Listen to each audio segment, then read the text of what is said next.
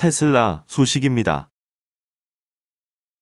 3천만 원대 테슬라 보급형 모델이 내년 출시. 테슬라는 2015년 이후 모델 3, 모델 Y, 모델 X, 모델 S 4가지 차종으로 세계 전기차 시장을 주도하고 있다.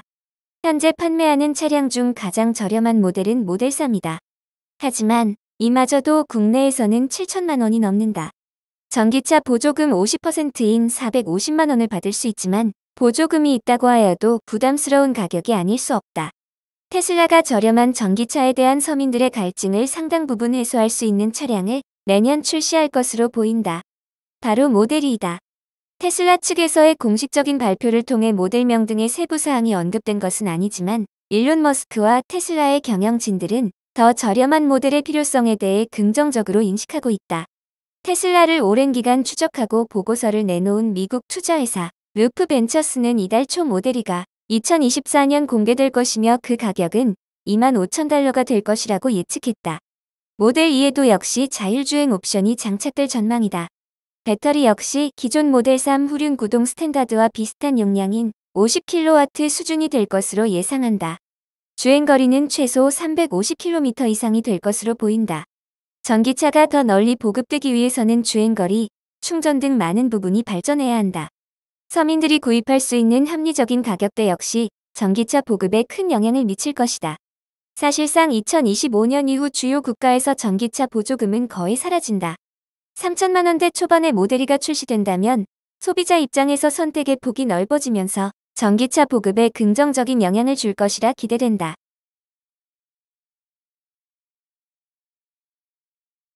애플 소식입니다.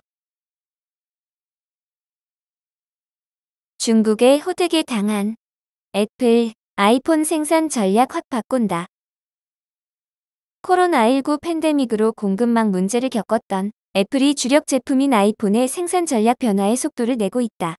통신 반도체를 자체 설계하고 중국에 집중돼 있는 생산 기지를 인도로 다변화한다. 9일 블룸버그에 따르면 애플은 현재 브로드컴으로부터 공급받고 있는 와이파이와 블루투스를 연결하는 통신 반도체를 2025년 자체 설계 칩으로 변경한다. 퀄컴으로부터 공급받고 있는 셀룰러 모뎀 칩은 2024년 말이나 2025년 초에 자체 설계 칩으로 교체하는 게 목표다. 이를 위해 애플은 현재 브로드컴이 공급하고 있는 칩을 대체할 칩을 개발 중이다. 또 셀룰러 모뎀과 와이파이, 블루투스 기능을 하나로 결합한 칩을 개발하고 있다. 이를 통해 자체 설계 칩의 비중을 높이려는 시도다. 앞서 애플은 맥 PC에 들어가는 인텔 프로세서를 자체 설계한 애플 실리콘으로 대체하는 작업을 진행해왔다. 통신 칩을 자체 제작하겠다는 애플의 결정은 수요 감소로 타격을 입은 반도체 업체의 악재로 작용할 전망이다.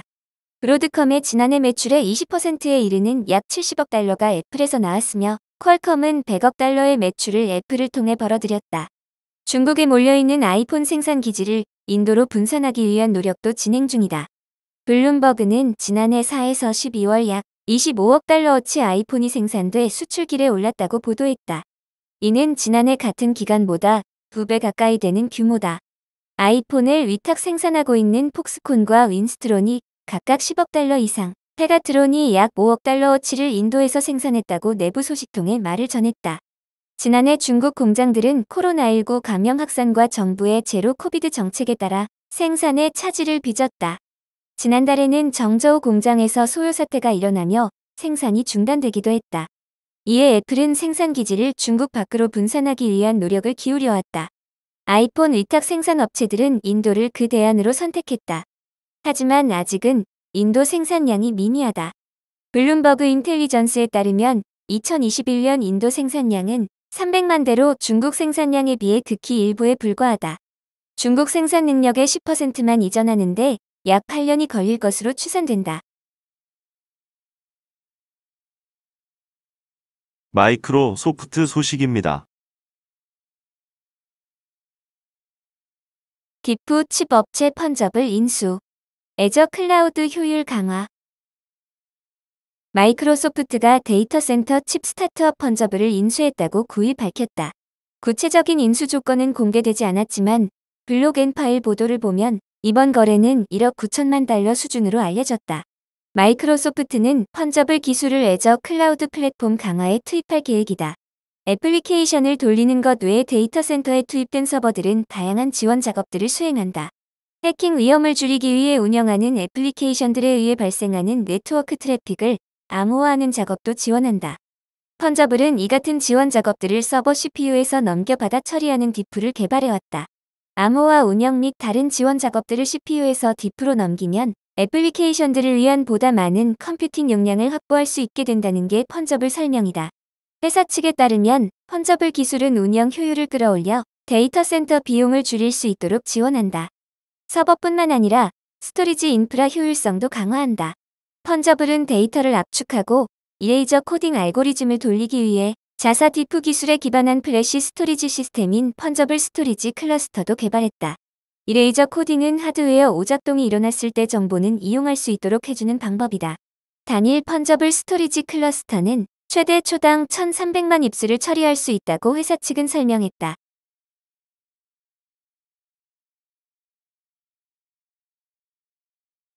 아마존 소식입니다.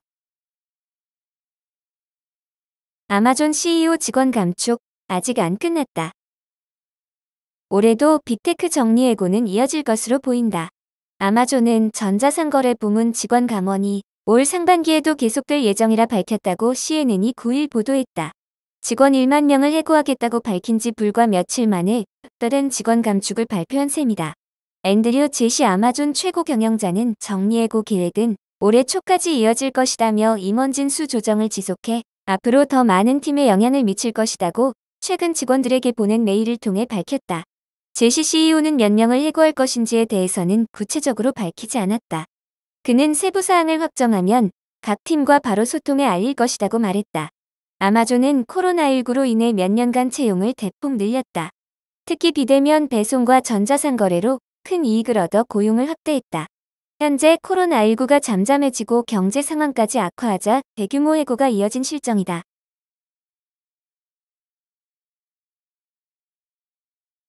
구글 소식입니다. 구글 신광고 시스템 피맥스, 뭐가 다를까? 피맥스는 지난 2021년 구글 광고가 시작한 새로운 기계학습에 의한 광고 시스템이다. 한 광고 관리 단위, 캠페인에서 구글 광고 모든 프레임의 광고를 게재할 수 있게 해주는 제품이다.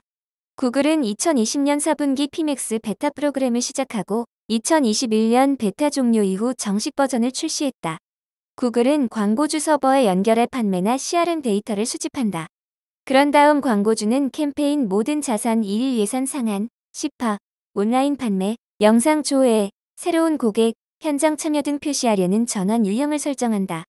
구글은 검색 결과 유튜브, 쇼핑, 지메일, 지도 등 자사 서비스 모든 위치에 인벤토리를 보유하고 있으며 이 모든 인벤토리에 광고를 자동 게재한다.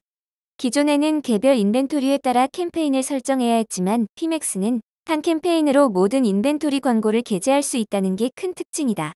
피맥스의 또 다른 특징은 기계학습에 의한 최적화와 자동화가 이뤄진다는 것이다. 기존에는 여러 인벤토리 광고에 게재하려면 게재량 조정 등 세세한 운용이 요구됐지만 피맥스는 광고 성과가 최대가 되도록 기계학습으로 자동 조정해 수행, 운영 공정을 크게 줄일 수 있다. 또 머신러닝을 통한 최적화로 전환율을 높이고 전환당 비용을 개선할 수 있다. 하지만 피맥스를 이용하면 광고주는 광고에 대해 통제 권한을 더 많이 구글에 맡기게 된다. 피맥스는 광고주가 직접 게재 위치를 선택해 광고를 하는 것보다 많은 구글 게재 위치에 광고를 게재한다. 피맥스는 자동으로 광고 게재를 최적화하기 때문에 광고주 희망에 위배되는 게재가 발생할 수 있다. 예를 들어 광고주가 유튜브 쇼트에서 광고를 하지 않더라도 피맥스가 제공된 자산을 기반으로 유튜브 쇼트에 자동으로 광고를 게재할 수 있다. 또 피맥스는 구글 인벤토리 전체를 한 채널로 처리하기 때문에 유튜브 광고비가 줄거나 구글 검색 광고비가 늘어나는 게 거의 공개되지 않는다. 또 광고주는 예산 중 몇 %가 구글 어디에서 사용됐는지 알지 못한다. 따라서 마케팅 담당자가 왜 이번 광고 전략은 이런 결과를 보게 됐냐는 설명을 요구할 때 설명이 어려운 상태다.